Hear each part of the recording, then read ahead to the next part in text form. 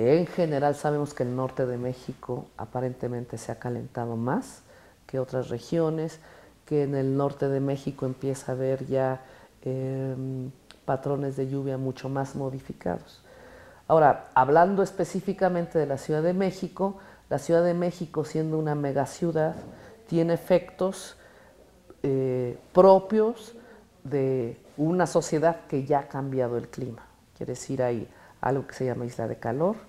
Entonces, digamos que al hacer una ciudad, hubiera un proceso global de cambio climático, ya se cambió el clima, ¿verdad? Ya tiene aumentos de temperatura por este efecto isla de calor, tiene más lluvias torrenciales.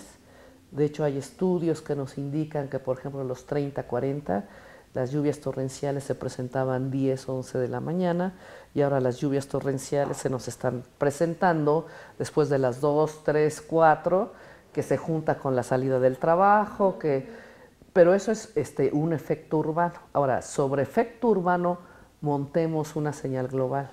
Quiere decir que si la Ciudad de México ya tiene más 2 o más 3 grados, ahora sumémosle aquellas proyecciones globales más 2, más 3. Eso significa que está en una situación de más vulnerabilidad que otras regiones donde no hay ciudades, porque un más 1 fuera de una ciudad, digamos Texcoco, no es lo mismo que un más 1 en una ciudad donde ya de por sí aumentó la temperatura.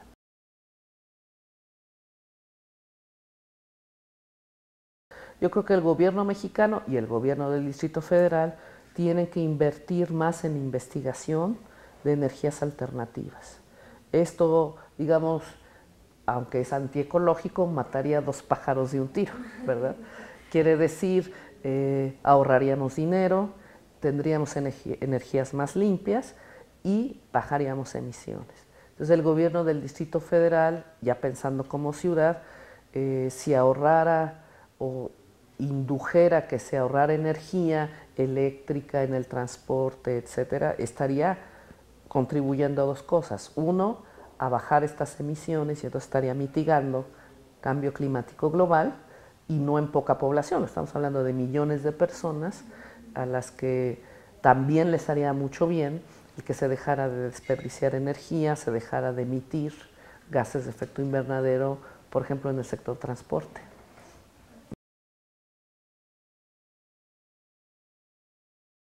Bueno, la ciudadanía es fundamental porque será el país que somos, pero siempre pensamos que las soluciones están en manos de gobierno y que el gobierno haga y que el gobierno deshaga. En este caso es fundamental porque reducir energía tiene mucho que ver con nuestra idea de bienestar y de progreso y de ser exitosos.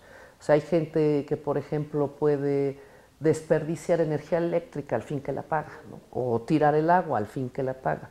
O sea, con esa mentalidad poco podemos hacer, porque no es un problema de pagar o no, es un problema de, por ejemplo, traer agua a la Ciudad de México significa quemar mucho combustible fósil, porque se trae de lejos, ¿verdad? Entonces, todos esos gases que se emitieron para que alguien en su casa abra y salga agua, o sea, abra la llave y le salga agua, significa, y la desperdicie, significa el estar cooperando en este camino de cambio climático. Entonces, si la gente se acostumbra a reducir su consumo de agua, de gas, a reducir el uso de su transporte, en particular su coche, entonces está cooperando en como alguien dice, actúa global para que tengas efectos globales, ¿no?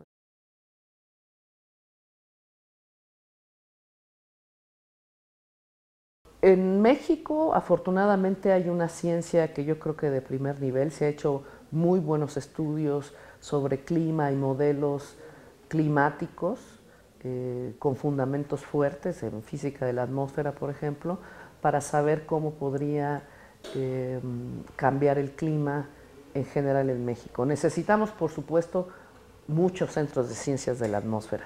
Viendo que hay planes estatales, necesitaríamos 32 centros de ciencias de la atmósfera para que todas las entidades federativas hicieran sus estudios. Pero en la parte física de la atmósfera ha habido contribuciones importantes. En la parte ya viendo impactos, hay muy buenos ecólogos en México. Entonces han hecho estudios de impacto en biodiversidad, quiere decir en sector forestal, y en otros aspectos de fauna, flora, cuáles son las que podrían estar en peligro. En agricultura también, con Colegio de Postgraduados de Chapingo. En fin, yo creo que hay una ciencia muy fuerte en México, la parte hidrológica también, el Instituto de Ingeniería, la doctora Blanca Jiménez, hay muchos científicos de primer nivel que están analizando el impacto del cambio climático en la disponibilidad de agua, ¿verdad? Que es un tema central para un país como México.